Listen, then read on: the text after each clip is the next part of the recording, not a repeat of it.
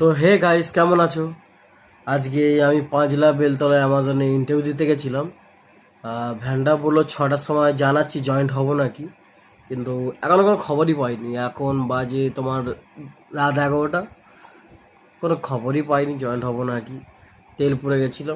মানে আজকে বললো ডাকবে যে আসো তোমার জয়েন্ট নিয়ে নেবো, ডাইরেক্ট পোস্ট করে দিতে পারি, কিন্তু ভ্যানটা দেখছি তো কোনো পাত্তাই নেই।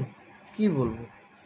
এবার যারা ইন্টারভিউ নিয়েছে তারা তো ইংলিশ জিজ্ঞাসা করলো, ইংলিশ আমি বলেছি।